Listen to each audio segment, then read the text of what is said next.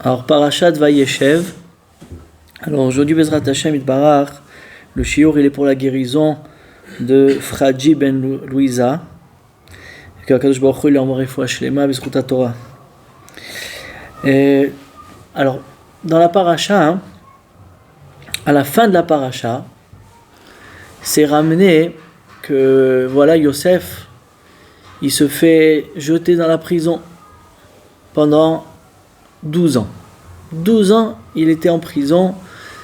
Et c'est en fait le Potiphar qui a jeté Yosef dans la prison parce qu'il a soupçonné d'être allé avec sa femme.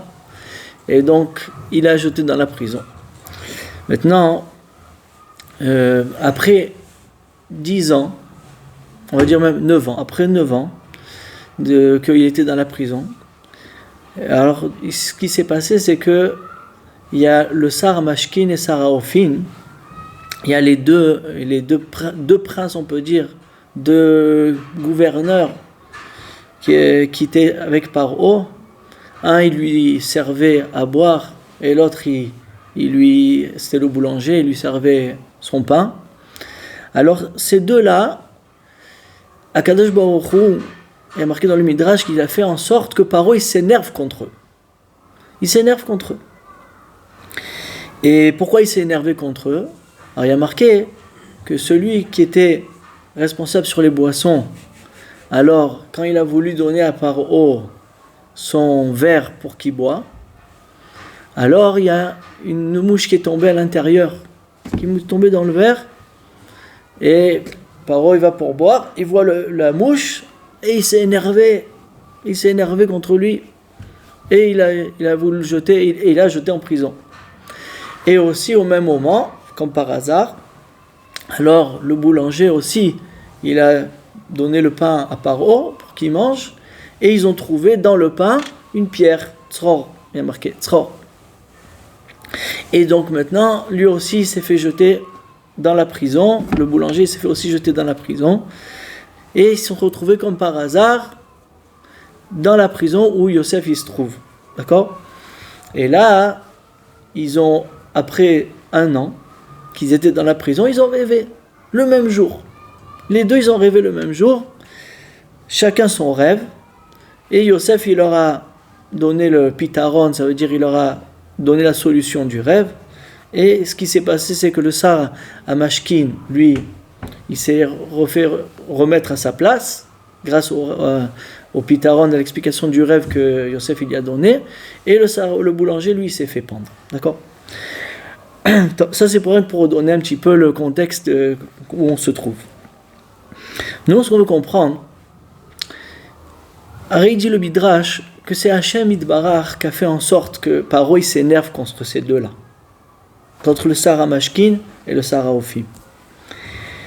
Maintenant, nous, quand on regarde dans l'histoire, c'était pour que Yosef il donne la solution au rêve du Sar Mashkin, donc de celui qui donnait les boissons à Paro, pour qu'il lui donne le rêve, qu'il sorte et qu'il raconte à Paro que voilà, il y a un jeune dans la prison qui sait expliquer les rêves. Donc nous, pour notre puzzle, qu'est-ce que nous on a besoin dans l'histoire? On a besoin que du Sar Mashkin. Le Sar Ofin, lui, s'est fait pendre. C'est vrai qu'il y a donné Yosef la solution. Mais nous, ce qu'on avait besoin ici, est-ce que Hachem Itbarach, il avait besoin, c'est que du Sar Mashkin, que celui il est revenu à son poste et qu'il a raconté après à Paro que voilà, Yosef il s'est donné la solution des rêves. Qu'est-ce qu'on a besoin du Sar Ofim? Pourquoi Kadosh Baruch Hu il a fait en sorte que Paro il s'énerve aussi sur le Sar Ofim? Pourquoi il y a besoin d'un deuxième? Et en plus il s'est fait pendre, le pauvre. Ça ne sera pas le pauvre, mais en tout cas il s'est fait pendre. Donc c'est ça qu'on veut comprendre, première question qu'on veut comprendre. Une autre question qu'on veut comprendre, Ari a marqué dans la Gemara Brachot que le rêve, l'interprétation du rêve, ça veut dire, comme le rêve, il va être mitkayam, ce qui va se passer, ça va dépendre de celui qui te l'explique. C'est connu ça. Comme la personne qui va t'expliquer ton rêve, il va le rêve, il va se transformer en fait, c'est-à-dire la chose va se transformer comme toi tu vas l'expliquer. Et donc, il faudrait comprendre pourquoi. Hein. Alors, Yosef, au Sar Mashkin, il a expliqué le rêve en bien, qu'il va revenir à sa place, il va pouvoir, presser le raisin dans le verre de Paro, il pourra boire son vin. Il a expliqué très très bien, et d'ailleurs c'est ce qui est arrivé, il est revenu à sa place. Mais le Saraophim, qu'est-ce qu'il y a dit Yosef? Dans 3 jours tu vas être pendu. Et les oiseaux, après on expliquera bien le rêve, et les oiseaux ils vont manger au-dessus de ta tête, ils vont te manger à toi. Donc Mamash il explique très durement.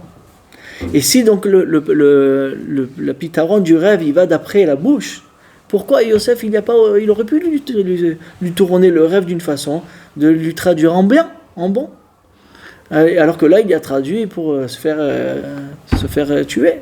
Pourquoi Yosef il a fait une chose pareille? Qu'est-ce qu'il a vu Yosef dans le rêve du boulanger qu'il fallait qu'il se fasse tuer? Pourquoi? Qu'est-ce qu'il y a? C'est la deuxième question. Troisième question qu'il faut comprendre, c'est qu'il faut savoir que la Torah, elle appelle ces deux-là, d'accord? Ces deux princes-là, ils les appellent des princes. Sar, ils étaient des sarim. Sarim, un, il était sar de la boisson, c'est le gouverneur de la boisson, on peut dire, et l'autre, il était le gouverneur du pain de Paro, d'accord?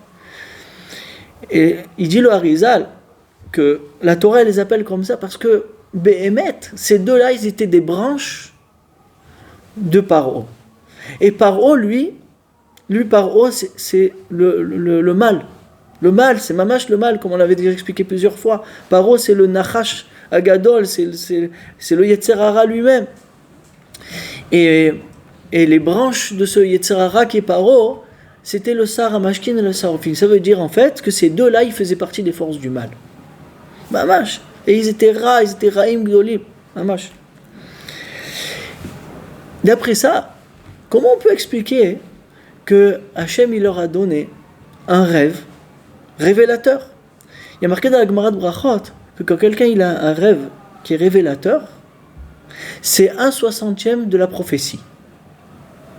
1/60. C'est pas, mais quand même, il y a 1/60 de la prophétie. Qui veut dire qu'il y a une certaine Gdusha qui descend, qui est sur toi, et qui vient te révéler quelque chose par rapport avec ton rêve. Donc tu as une petite prophétie. Si Béhémet, ces deux-là, Sarah Mashkin et Sarah Ophine, ils faisaient partie des forces du mal, alors comment ils ont pu recevoir en eux une petite prophétie que ça fait partie de la Kedusha? C'est un srout, c'est quoi qu'ils ont eu? Comment c'est possible? Normalement ça ne va pas ensemble.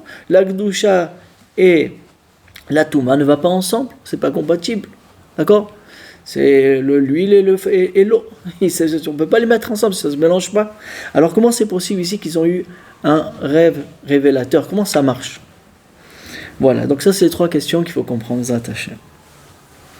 Alors pour expliquer tout ce inyan, il faut un peu expliquer qu'est-ce que quand quelqu'un il va dormir.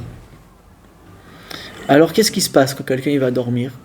Et quand quelqu'un il rêve aussi, qu'est-ce qui se passe? Alors il dit le Harizal, c'est le Mékor, c'est du Zohar, c'est que quand quelqu'un il va dormir, alors Chazal ils nous disent que quand quelqu'un il dort, c'est 1/60 de la mort. Moi aussi c'est 1/60 de la mort.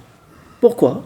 Il dit parce que la Neshama, qui s'appelle en la chante de Kabbalah Mochin de Gadlut, et ben au moment où tu dors, la Neshama elle se retire pas entièrement, elle laisse un rocher, mais elle laisse un petit peu quelque chose pour que tu puisses vivre, d'accord? Mais une grande partie de la Neshama, elle part chez Akadosh Baruch Hu, elle se retire de toi, d'accord? Donc, maintenant, quand on n'a pas notre Neshama en nous complètement, on n'a pas la Neshama complètement en nous, on est très vulnérable aux forces du mal. Parce que la Kedusha qu'on a en nous, qui est notre Neshama, c'est elle qui repousse le mal. Mais quand on est en train de dormir, on est plus donné aux forces du mal. C'est pour ça que Chazal, ils ont été metaken, ils ont donné une halakha qu'il faut lire le schéma avant de dormir. Quand quelqu'un il lit le schéma avant de dormir, Shema Israël, il fait comme une protection autour de lui, en disant qu'il n'y a que la force d'Hachem Yitbarach et il n'y a pas de force du mal, qu'ils n'ont aucune force contre moi si Hachem il me protège. Donc quand tu dis Shema Israël, tu te protèges. Il y en a aussi qui rajoutent de dormir avec le talit katan. Le talit katan, c'est aussi une protection pour la personne. Donc il y en a qui dorment, il dit le Harizal, il faut dormir avec le talit katan. Donc aussi le talit katan, c'est une protection pendant la Shena. Mais pourquoi tout ça? Parce qu'au moment de la nuit où tu dors, ta neshama elle se retire. Et donc il n'y a plus la Kedusha sur toi. Donc les forces du mal, ils ont envie de s'emparer de toi. D'accord? Maintenant,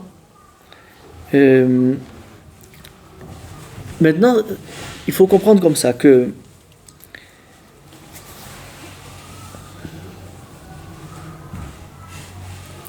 il faut comprendre que maintenant, ce qui s'était passé au moment où Yosef il était dans la prison, alors il y avait la présence divine qui était avec lui. Comme on voit que même le gardien de la prison, le sar de la prison, il a donné toutes les clés à Yosef, il a donné à tout à faire. Et la Torah, elle témoigne, Ishmatzliyar, parce que c'était un homme qui réussissait. Les 10 Chazal, c'est quoi que c'est un homme qui réussissait. Il avait la Shrina avec lui. Mais maintenant, il dit le Al-Shikha Kadosh, la Shrina qui était avec lui. Il y avait ici quand même un problème.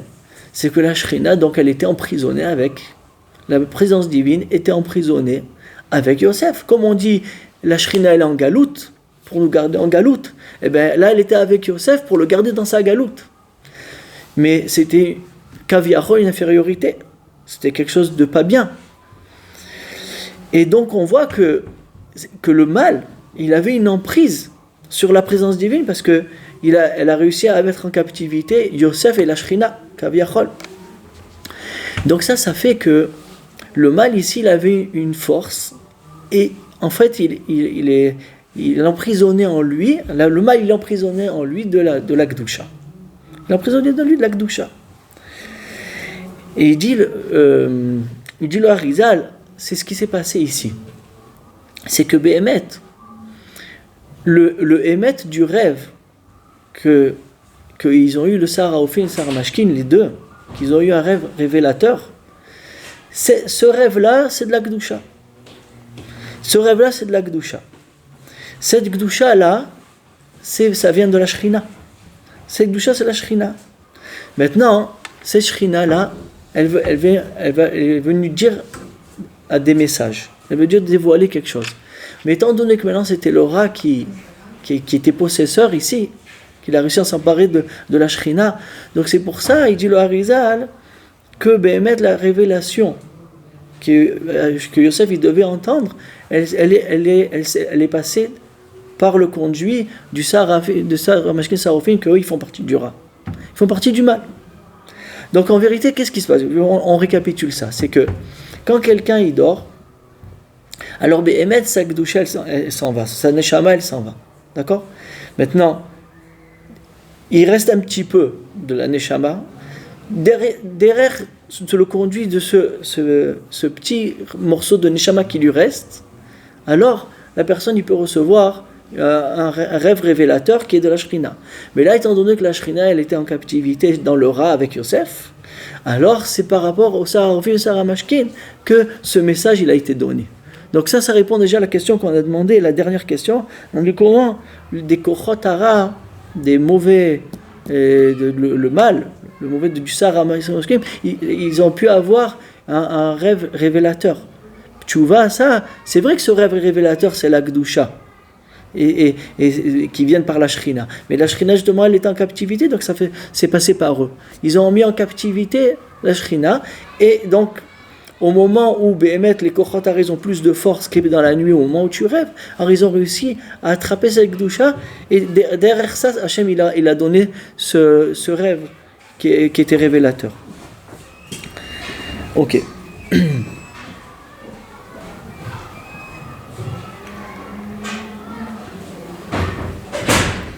Alors maintenant qu'on a compris ça, qu'on a compris que la chose s'est fait comme ça, on va comprendre beaucoup de choses, vous rattachez. Ça, c'était une introduction pour comprendre, mais de cela, on va comprendre beaucoup de choses. Regardez, ce qui s'est passé, c'est que le Sar Hamashkin, qui était celui des boissons, le Sar des boissons, le gouverneur de la boisson, lui, il était moins imprégné dans le mal. C'était deux forces du mal, c'est vrai, c'était deux branches du mal de Paro. Mais le Sar Hamashkin, il était moins imprégné que le Sar Haofim, que le boulanger. Comment on voit? Hachem, il a donné un remez. Qu'est-ce qui s'est passé? Le Sar Hamashkin, lui, il y a une mouche qui est tombée dans le verre de Paro. Dans la Masechet Brachot est marqué que la mouche, ça montre Yetzer Hara. Maintenant, la mouche qui montre Yetzer Hara, c'est quoi? C'est que toi, la mouche, elle vient, elle se met sur toi, elle te met sur ton nez. Chaque fois, tu es toujours en train d'essayer de la repousser et elle revient. Mais ça montre un Yetzer Hara qui n'est pas trop fort. Tu le repousses, il part. Mais après, il revient. Et après, tu le repousses et il revient. Ça montre un Yetzer Hara qui est moins grand. Alors que le Sar Haofim, le boulanger, qu'est-ce qui s'est passé avec lui? Il y a une pierre qui s'est mise à l'intérieur du pain. Il dit, la Gemara dans Masechet Souka, il dit le Yetzer Hara aussi, il ressemble à la pierre. Mais ça, c'est le Yetzer Hara qui est fort, costaud, dur. Et d'ailleurs, il y a marqué là-bas, Imou even ou nimouach. Si c'est une even, il faut que tu le fasses, tu le mets ramolli en pièces, il faut que tu le mettes. Et donc pourquoi? Parce qu'il est tellement dur qu'il faut que tu bosses beaucoup de kochot, mettre énormément de force contre lui. Alors c'est ça que la Torah veut nous montrer ici. Que Bémet, le Sar Hamashkin, il était moins imprégné dans le mal que le Sar Haofim. Le Sar Haofim, il était mitzada even, il était pierre, dur. Alors que le Sar Hamashkin, il était comme une mouche, comme la mouche que tu repousses. Il n'était pas mamash trop imprégné dans les forces du mal. Maintenant, ce que ça a fait, c'est que la Gdusha du rêve qui était révélateur, alors le côté Tov qui avait à l'intérieur, le côté bon qu'il y avait à l'intérieur, il est passé dans le conduit du Sar Hamashkin. Pourquoi? Parce que le Sar Hamashkin, il était moins imprégné dans le Ra, donc il a pu révéler des bonnes choses, comme je vais expliquer Bezrat Hashem. Il a pu révéler des bonnes choses à Yosef. Alors que le Sar Haofim, lui, c'était que du Ra, eh bien on va voir qu'il va révéler à Yosef que des mauvaises choses. Alors, regardez comment c'est la chose. Quel était le rêve du Sar Hamashkin? Le Sar Hamashkin, il a rêvé qu'il a vu une vigne dans son rêve, une vigne, et qui a poussé.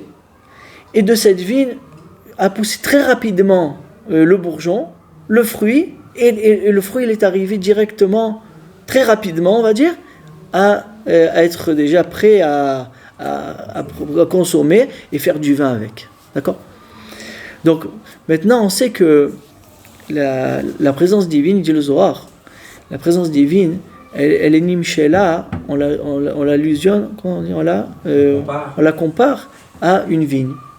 On la compare à une vigne. Après, je vais expliquer pourquoi, mais on la compare à une vigne. Maintenant, de cette vigne, il y a marqué là-bas dans le rêve qu'il y a 3 branches qui sont sorties. Et de ces 3 branches-là, il est venu le fruit, et très rapidement, il a poussé. Il dit le Zohar HaKadosh que Yosef, en voyant ça, il a dit « Ah !»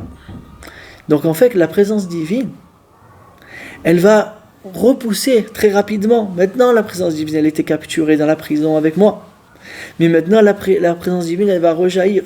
Elle va ressortir. Elle va devenir belle. C'est elle qui va devenir la Malka.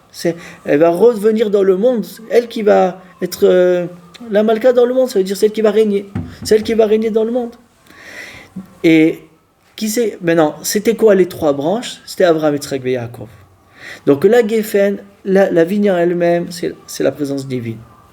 Les 3 branches qui sont sorties, il a compris, Yosef, que c'était Avraham, Yitzhak et Yaakov. C'est la Gdusha d'Avraham, Bisrout, Avraham, Yitzhak et Yaakov. Alors la présence divine va s'élever. Mais qui c'est qui va être le conduit de ça? Yosef, il a compris que c'est lui. C'est moi, Yosef, parce que lui, c'est le Midat HaYesod, c'est lui le conduit pour élever la Shekhinah, d'accord, vers les trois Avot HaKadoshim, vers le Srout des Avot, et là, la présence divine, elle peut régner, quand c'est comme ça. Donc en fait, quand Yosef, il a vu que le Sar HaMashkin, il lui révèle quelque chose de Tov. Pourquoi ? Parce que le Sar HaMashkin, il était moins imprégné dans le Ra, donc il a pu faire passer dans son conduit à lui, de son rêve, quelque chose de Tov, qui est bon, par rapport à... D'accord ? Mais quand même, c'est passé par lui, parce que la Shekhinah était capturée, sauf dans le Ra, ça a dû passer par lui. Mais en tout cas, ce qu'il a révélé, lui, c'était quelque chose de Tov pour Yosef. Et c'était quoi ? Il a compris qu'il va sortir de la prison et il va régner sur l'Égypte. Donc, quand Yosef il a vu ça, il a entendu que le rêve il va être ça, alors il y a traduit le rêve en bien. Il a dit, toi tu viens de dire de bonnes choses sur moi et sur la Shekhinah, alors là, je vais... Et donc la fin du rêve, qu'il prend le raisin et il le presse dans le verre de parole, là il a expliqué sur lui. Il dit ça, la fin du rêve c'est sur toi. Le début du rêve, c'est sur la Shekhinah, qu'il y a la vigne avec les 3 branches et le fruit pousse vite. Ça c'est la Shekhinah. Et le reste du rêve c'est pour toi. Comme ça il dit le Zohar que toi tu vas revenir, on va te remettre à ta place et tu vas presser le vin dans le verre de paro. Regardez comment la chose elle est nifla. Il y a marqué dans le Midrash qu'il y a marqué dans le rêve du Sar HaMashkin 4 fois le mot kos, le mot verre, kos. Il dit le Midrash, il dit, tu sais, Chazal, quand ils ont vu qu'il y a marqué 4 fois le mot kos dans le rêve, et bien sur ça, ils ont fixé qu'il y ait 4 verres de vin le soir de Pessah. Quel rapport ? C'est vrai que c'est une vigne avec du vin, mais il y a marqué 4 fois kos, alors c'est 4 verres de Pessah. Il dit, mais maintenant on comprend très bien, on avait expliqué qu'il y avait 4 léchonotes de Géoula en sortant de l'Égypte. Les 4 léchonotes de Géoula, 4 léchonotes de délivrance qui sont dans l'Égypte, c'était pour montrer que la Shekhinah, on avait expliqué ça dans le shiur sur Parashat Va'era, le deuxième shiur sur Parashat Va'era, on avait expliqué qu'il y avait en fait la Shekhinah, la présence divine en Égypte, elle était aussi en captivité, d'accord, dans 4 degrés, sur 4 degrés. Et tout doucement, Kadosh Baruch Hu, il a délivré la Shekhinah, présence divine, pour nous délivrer complètement après. De ces 4 captivités, il a délivré des 4. Et c'est pour ça qu'on boit 4 kosot. On boit 4 verres, pour montrer que la Shekhinah était délivrée de 4 sortes de captivité. D'accord ? Alors, c'est bidiouk la même chose ici. La Shekhinah, la présence divine aussi, elle était en captivité avec Yosef. Et maintenant, elle va sortir. Maintenant, pourquoi 4 ? Alors ça, c'est le Kli Yakar qui nous dévoile ça. Le Kli Yakar, il dit qu'il y a 4 sortes de malheurs qu'il peut avoir. Il dit il y a la mort. Une mort comme ça, pitoïde. Il dit qu'il y a l'épée, le glaive, il y a la famine et il y a la captivité. C'est les 4 malheurs les plus difficiles qu'il peut avoir. Mais il dit le Kli Yakar, la captivité c'est le pire. Parce que celui qui te capture, il peut te faire toutes les choses. Il peut te tuer, il peut te mettre un coup d'épée et te tuer, et il peut t'affamer. Donc en fait, dans la captivité, il y a tout à l'intérieur. Il y a les 4 malheurs. Donc en vérité, c'est ça. Quand la Shekhinah, quand Yosef il va être délivré de la captivité, en vérité, il va être délivré de ces 4 dangers. Et la Shekhinah aussi, elle va être délivrée de ces 4 dangers-là, Kaviachol. C'est pour ça que Chazal, ils ont dit, ça ressemble à la sortie d'Égypte. Ça ressemble à la sortie d'Égypte, que là-bas, la Shekhinah, elle était en captivité de 4 choses, et il y a eu 4 Géoulot, 4 délivrances, et bien sur ça, ils ont mis 4 Kosot. Donc c'est très ressemblant, les deux c'est très ressemblant. C'est pour ça que Chazal, ils ont appris du Sar HaMashkin, de la Gdusha, que le Sar HaMashkin, il a amené la révélation d'Hachem dans le monde. Ils ont appris les Chazal de faire 4 Kosot, de boire 4 verres le jour de Pessah.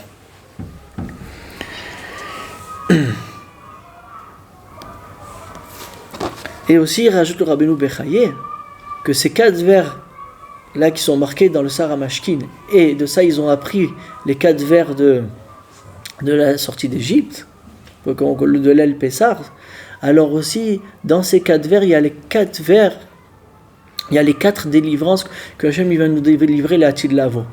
Hachem il va donner 4 pour Anout, ça veut dire 4 punitions, 4 punitions aux Goïm, contre les 4 choses qui nous ont asservis. Donc aussi, dans ce rêve-là, il a vu Yosef la délivrance totale que Hachem il va faire à la fin de la Géoula Shlema. Donc quand Yosef il a vu cette chose-là, cette révélation-là du rêve du Saramashi, il a été tellement content, il était très content, donc il y a traduit en bien, et donc le Saramashkin il est revenu à sa place. Donc c'est pour ça qu'il y a dit en bien. Maintenant, rien que en parenthèse, mais Yosef il a fait une erreur. C'est qu'après il a dit au Saramashkin, dit à Paro, dit que voilà, il y a un jeune comme ça qui est dans la prison, et que Istam il a été jeté pour rien, essaye de me sortir de là. Donc il a mis son espérance sur le Saramashkin. Maintenant qu'on a compris tout ce qu'on a dit avant, on va comprendre quel est le problème de ça. Il dit l'Or HaChaim HaKadosh, lui il croyait que c'était lui le conduit. Yosef il pensait que c'était le Saramashkin le conduit de la délivrance, donc il lui a dit alors rappelle-toi, mais il dit mais non, c'était la Gdusha qui était en captivité chez lui, chez le Saramashkin qui est passé d'Arko à cause que la Shrina elle était en galoute à l'intérieur de cet endroit-là. Donc c'est passé par son conduit à lui, mais surtout pas lui donner de la force à lui. Parce que il faut donner la force à la Gdusha, parce que quand quelqu'un il traduit le rêve, il retire en fait la Gdusha de cette Touma-là qui se trouve. De ce din, de cette rigueur qui se trouve là-bas.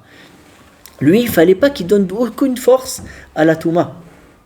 Et donc, il fallait que rien qu'il lui traduise le rêve, qu'il sorte la Gdusha qui se trouve par rapport au rêve, et surtout pas donner de force à la Touma. Et là, il a donné de la force à la Touma. En lui disant, quand tu sortiras, tu diras à Paro, il a mis son espérance en lui, il a donné aussi de la force à cette Touma-là.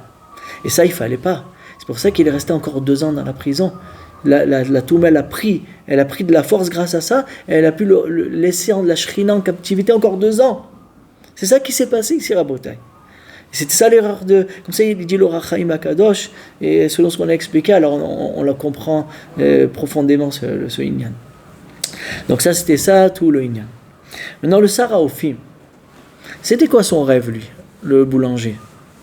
Lui, son rêve, c'était qu'il a vu 4 paniers, 3 paniers sur sa tête, plus un 4e, que sur ce 4e là-bas, il y avait énormément de nourriture, de bonne nourriture. Et il y avait l'oiseau qui venait, qui picorait comme ça de ces aliments-là. Alors, Yosef, d'abord, le Saramashkin, il a commencé par des mots qui n'étaient pas corrects. Et il a commencé à raconter son rêve en disant Af Ani. Af Ani. Maintenant, on sait que Af, c'est la colère. Le mot Af, en la Shona Kodesh, c'est la colère. Une des 4 forces du mal, elle s'appelle Af. Af, Vechema, il y a 4.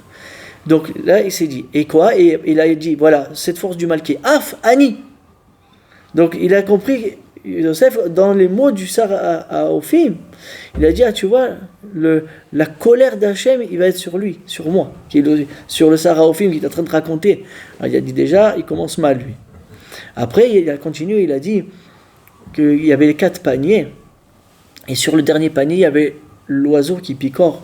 Il dit le Zohar HaKadosh que les 4 paniers, c'est les 4 exils que l'âme Israël il va être en exil. 4.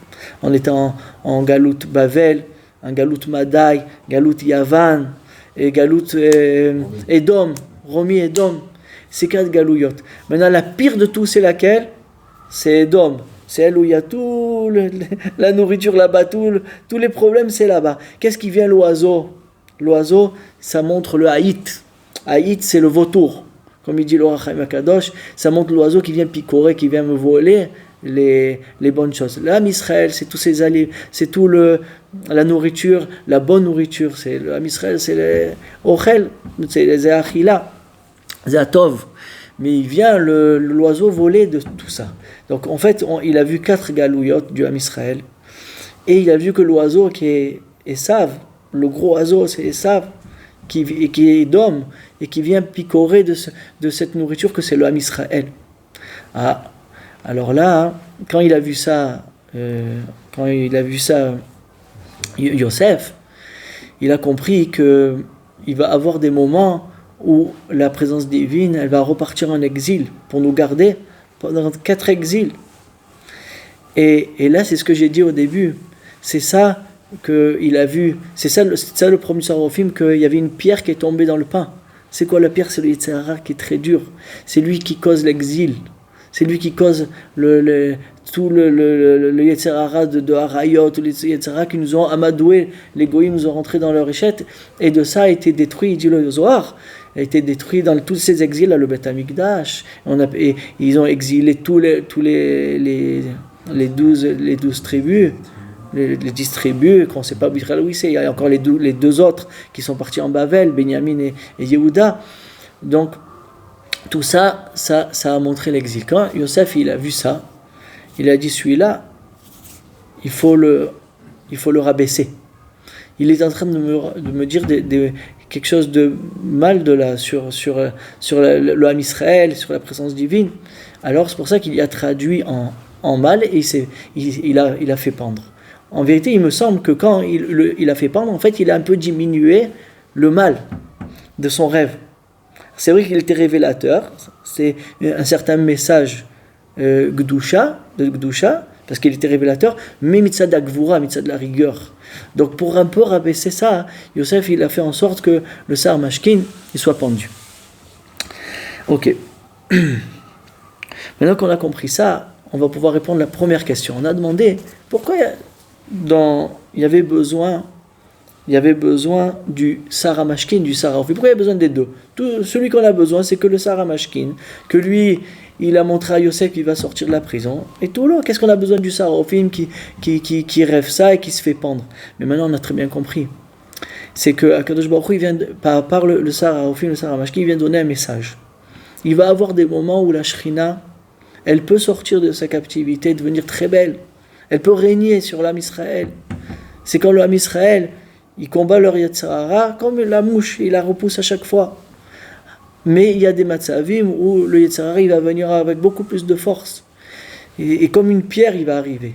Et le Ham Israël, il faudrait qu'il soit mitgaber, mais il ne sera pas toujours mitgaber. Il ne va pas toujours se renforcer contre ce Yetzer Hara. Et ça va causer les Arba Galouyot, le Chorban Bet Hamikdash avec tout. Donc il faut être vigilant. Donc en fait, ici, Akadosh Baruch Hu, il a voulu donner par le conduit de ces deux sarim qui est le rat, il a voulu donner un message au Ham Israël que la Shrina elle peut être en captivité. On peut des fois la délivrer, on peut des fois rester dans le problème. Et c'est à nous de se renforcer, de pas laisser le Yetzer Hara pénétrer. Donc c'est pour ça qu'on a besoin du Sar Mashkin, du Sar Ophim. On a demandé aussi dans la deuxième question, on a dit pourquoi, selon l'explication du rêve, alors le rêve il s'accomplit.